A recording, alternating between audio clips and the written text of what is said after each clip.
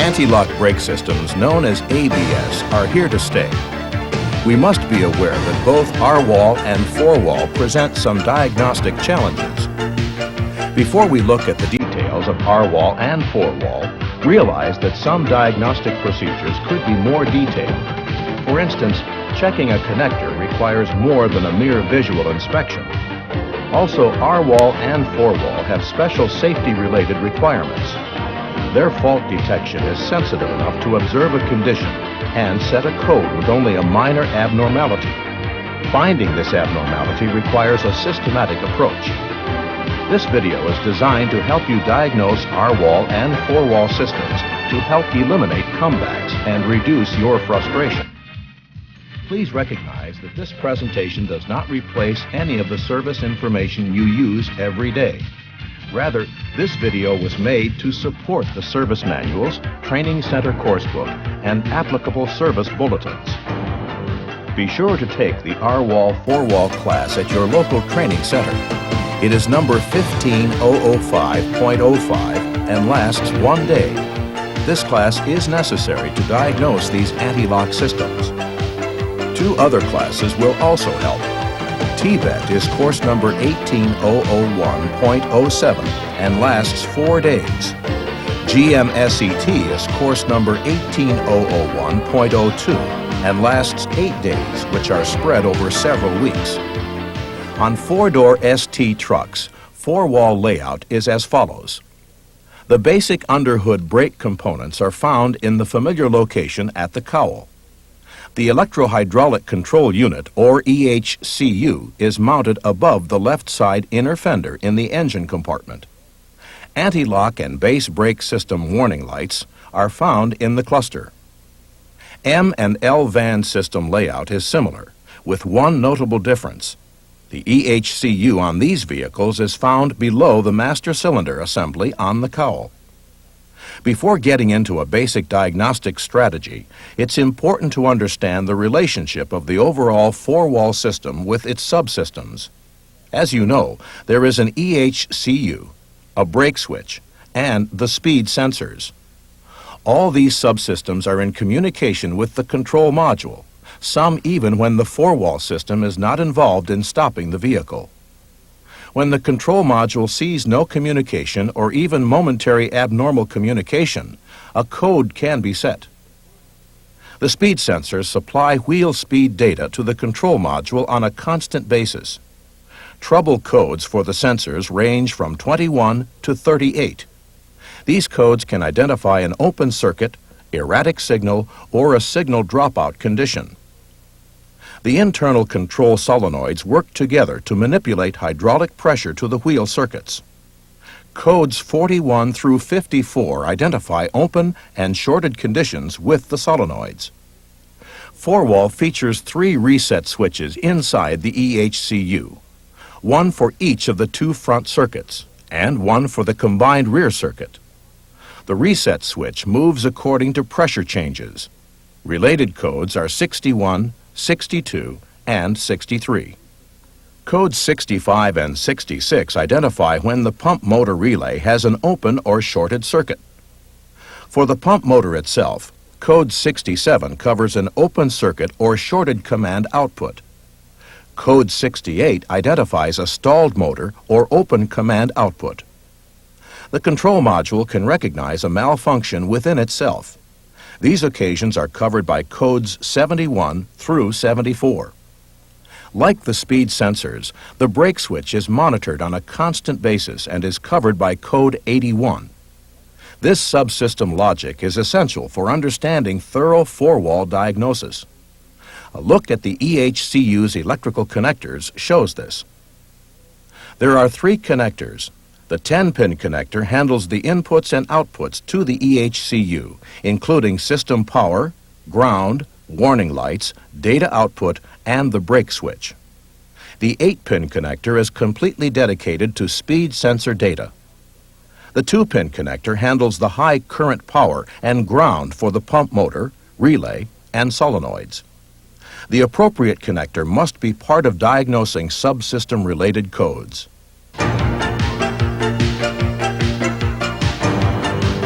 An overall 4-wall diagnostic strategy is the only way to make the best use of your time. As always, diagnosis begins with an accurate repair order and customer description that notes the what, when, where, and how of the condition. And to avoid trying to fix something that isn't broken, here's a review of normal operator observations. At key on, both the amber anti-lock and red brake warning lights come on momentarily as part of the bulb check. At the same time, the control module portion of the ECU performs a self-check and external circuit checks. Also, once per ignition cycle, the 4-wall system performs a pump and solenoid functional check at 8 miles per hour, providing the brake is not applied. Customers may notice this check. It is normal. During a hard braking situation, 4-wall may become active. First, there may be some pedal feedback at the driver's foot as the system rapidly makes pressure changes. Also, some pump motor sound or solenoid clicking may be heard. Furthermore, customers should realize that 4-wall only activates when needed. Hard braking on a high-traction surface may not require system activation, providing the wheel speed sensors show steady and balanced deceleration. On the other hand, braking on a low-traction gravel or washboard road may result in 4-wall activation as the tires approach lockup very quickly. Using the Tech 1 is highly recommended whenever diagnosing a 4-wall customer concern. On a 4-wall system, the Tech 1 requires the RWAL 4-wall adapter for the ALDL end of the harness and the latest RWAL 4-wall cartridge. The brakes cartridge for passenger cars will not work on trucks.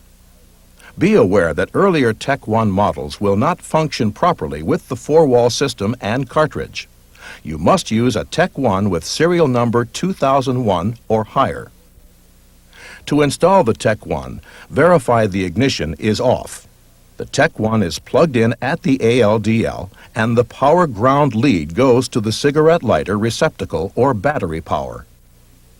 After turning the ignition to the on or run position, enter the model vehicle you're servicing. The 1988 through 1990 RWAL 4-wall cartridge will work on 1991 vehicles. Simply input 1990 as the model year. Next, select 4-wall. At this point, the Tech 1 will perform a voltage check. If everything is fine, mode selection is next. Always begin by checking for codes. Record them on paper for later reference. The Tech 1 is particularly useful because it can provide a lot of valuable information about system status. For instance, available circuit status data includes the brake switch, speed sensors, and reset switches. The system function test is another handy Tech 1 feature. Just follow the screen instructions and the Tech 1 energizes the system. Because 4-wall can set a code upon seeing a split-second abnormality, using the snapshot options becomes the best way to capture the root cause of these conditions. With the snapshot, the Tech 1 can be set to capture a look at a circuit when a split-second fault occurs, such as an intermittent sensor dropout. Manual code reading can be done by jumping terminal H to A at the ALDL. Field experience shows that the tougher-to-find 4-wall conditions are seen once the system is at normal operating temperatures.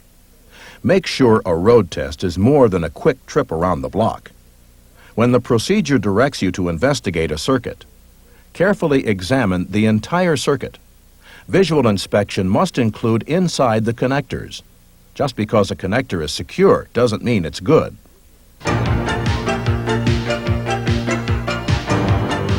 Let's now see how this basic diagnostic strategy can help repair the vehicle based upon what we have heard from technicians like you. We'll begin with the service status codes 12 through 15. Realize that these codes do not indicate a fault. They show the system is normal and only indicate status of the drivetrain and brake switch. The Tech 1 will not display these status codes. With sensor codes 21 through 38, realize that these codes are set due to conditions outside the ECU. Replacing the ECU will not correct these codes. Check the ECU's 8-pin connector and at each of the sensor 2-pin connectors for full seating, corrosion possibly caused by damaged or missing seals, poor wire crimp, and proper engagement of each terminal in the connector. Also visually check for excessive terminal gap. A spare terminal is an easy way to make sure. Furthermore, verify that none of the pins are bent or broken. Also, check the sensor at the 2-pin connector for proper resistance. In addition to the connectors, check the wiring. Inspect for pinched, chafed, or cut wires. The mounting for the front-wheel speed sensor on this 2-wheel drive M van is basically the same as the 2-wheel drive S truck. The tone ring is mounted on the inside hub surface of the disc, and the speed sensor is integral with the splash shield. On all-wheel drive L vans and T trucks, the ring is integral with the front hub bearing assembly. The speed sensor on this L van is mounted to a plate that is part of the front bearing assembly. On other models, the sensor is mounted to the splash shield. On all models, the rear speed sensor is attached to the drum's backing plate, and the tone ring is mounted on the axle flange. When replacing sensors, use the colored stripes to line up the retaining clip locations for the harness. This allows clearance for proper wheel and suspension movement. Solenoid codes 41 through 54 can be set due to poor 2-pin power or ground or poor 10-pin ground. Again, full seating, connector, and circuit integrity must be thoroughly verified. Also check for corrosion. With the protective cover removed, also check integrity at the high current power feed on the cowl and at the 2 pigtail connectors which are near the battery on M and L vans. In fact, use wiring diagrams to identify, locate, and check all related circuits and connectors. If you find any combination of codes 43, 44, 47, 48, 53, 54, 66, 68, and 86 stored together, simply repair the 2-pin connector ground or the system ground. After checking power wiring and grounds, clear codes. Note the light sequence. Run 3 system function tests. Or you can cycle the ignition and then drive over 8 miles per hour. Do this 3 separate times. Bad solenoid codes should return after code clearing has been performed. If codes do not reappear, return the vehicle to the customer. If the same solenoid codes reappear, replace the ECU. And when replacing the ECU, make sure your parts department specifies the one for the model and model year you're servicing. Whenever you are confronted with reset switch codes 61 through 63, always verify that internal bleed screws are closed and tightened to 7 Newton meters or 60 inch-pounds. These codes can be set if the Tech 1 function test is aborted during the procedure. The 4-wall system has 3 grounds: ground through the brake pipes, loss of which can cause the reset switch trouble codes, the low current ground at the 10-pin connector, and the high current ground at the 2-pin connector. Observe reset switch operation through Tech 1. If they open, when the brake is applied, and remain open, replace the unit. Codes 65 and 66 are for the pump motor internal relay. Realize that code 65 can be set externally on 1990 models, by erratic grounding of the ALDL with no code stored. Also, grounding the ALDL with the brake applied can set codes 81 and 65. Code 65 will also be set if the brake is applied while any sensor code is present in the system. When checking out a code 65, look for loss of power at the 2-pin connector, low battery power, or low power at the 10-pin connector. If the vehicle is shut off with the blower motor on and the brake pedal depressed, a code 66 may set on M vans. This applies to 1990 production startup vehicles only and is covered in available service bulletins. However, note that a code 66 can be set in combination with 73 and 86 due to a poor ground at the 2-pin connector, regardless of the model or model year. Pump motor codes 67 and 68 are pretty straightforward, except when set in combination with other codes. With the 10-pin disconnected, investigate poor power or ground at the 2-pin connector. With a pump motor code only, check the 2 wires from the motor to the lead frame for damage or bad connection. Codes 71 through 74 relate to the control module portion of the ECU. A code 73 set in combination with other codes will usually be due to a poor ground at the 2-pin connector. A module code by itself requires that you check for and verify an actual ECU malfunction, according to service manual procedures. The brake switch code is 81. Never change the ECU due to this code. A common symptom in this case is the anti-lock light coming on above 15 miles per hour and going off below 15 miles per hour. With this code, use the TEC1 to verify correct brake switch operation. Also, check cavity C at the ECU's 10-pin connector for an enlarged opening and check the circuit for proper voltage. Inspect the pigtail connectors near the battery on M and L vans as well. On S and T trucks, check the bulkhead connector for pushed-in pins and improper connections. Also, always check that the brake switch is properly adjusted and securely assembled. Note that the signal comes from the cruise vacuum dump TCC switch for vehicles with cruise control or from the brake lamp switch on other models. An inspection tip is that the switch plunger can be seen on an improperly adjusted switch. Be sure to adjust the switch to pedal bracket position with the pedal at rest. A misadjusted switch can cause brake drag. Codes 86 and 88 indicate when the anti-lock or brake light circuit is shorted. Use the TEC1 for both of these codes. Certain code combinations usually point to a special shared component or area to check. Here are the highlights. When you have a code 81 and 65, check and repair the brake switch circuit only. When there's a sensor code along with a code 65, correct the sensor-related code only. With any combination of codes 73, 66, and 86, check and repair the ground at the 2-pin connector and its entire circuit if necessary. As was pointed out before, any combination of codes 43, 44, 47, 48, 53, 54, 66, 68, and 86 points to the 2-pin ground.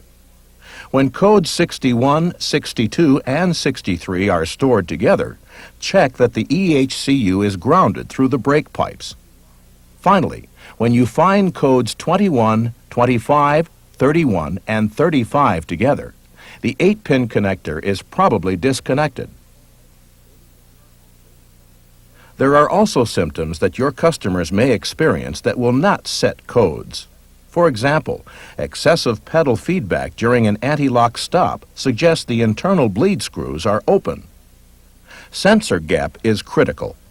A gap that's too large causes dropout that can result in unnecessary anti-lock activation, predominantly at low speeds.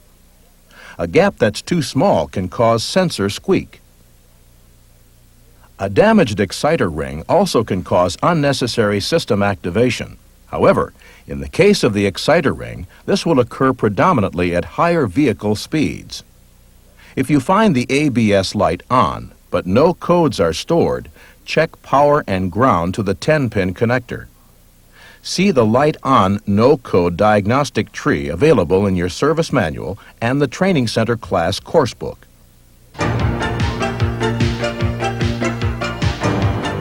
A new bleeding procedure has been developed and cancels those previously described in the service manual, course book, and earlier bulletins. The new procedure is outlined in the following service bulletins. Whenever the EHCU has been replaced or you suspect air may be in the EHCU, take the following steps. Using either a vacuum, pressure, or manual bleeding technique, bleed at each wheel cylinder. Right rear, right front, left front is the proper sequence. Then, with the Tech 1 in a 4-wall system configuration, perform 3 system function tests. Be sure to follow screen instructions and keep your foot firmly on the brake pedal. Perform bleeding at the wheel cylinders again, just as you did before the Tech 1 function tests. With bleeding complete, test the vehicle to confirm that no spongy or soft brake pedal action is present. If you still suspect there's air in the system, repeat the entire sequence again from the beginning. If you fail to follow this procedure accurately, a soft pedal may be present after the first ABS activated stop, and codes probably will be set.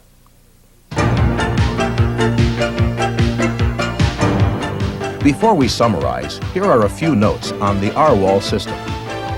Anytime the red brake light is off, don't ground H to A at the ALDL. Doing so will result in a false code 9, and any real stored codes will be lost.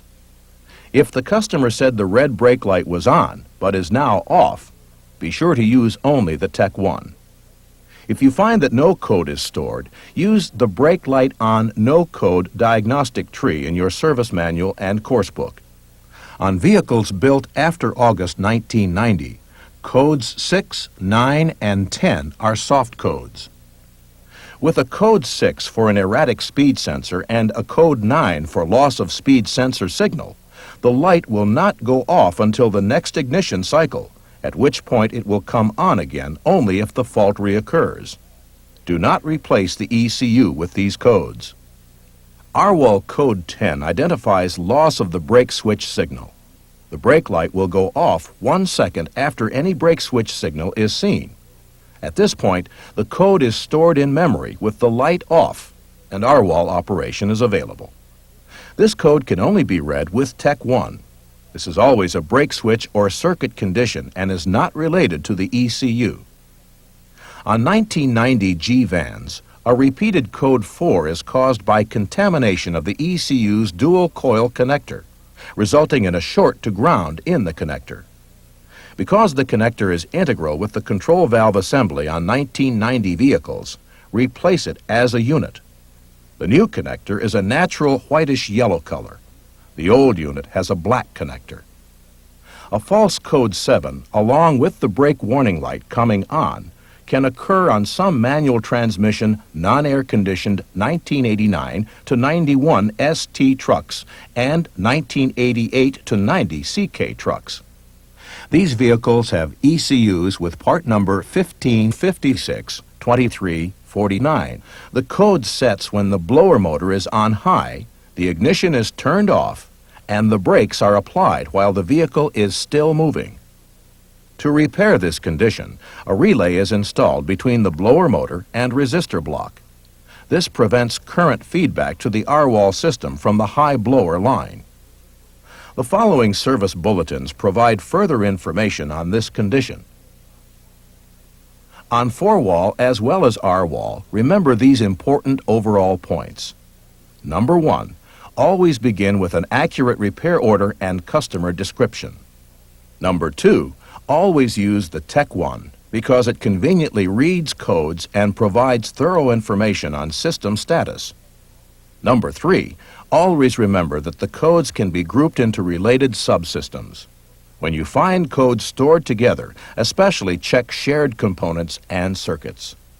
Number 4, always test the vehicle with the system at normal operating temperature. The road test must be more than a quick trip around the block.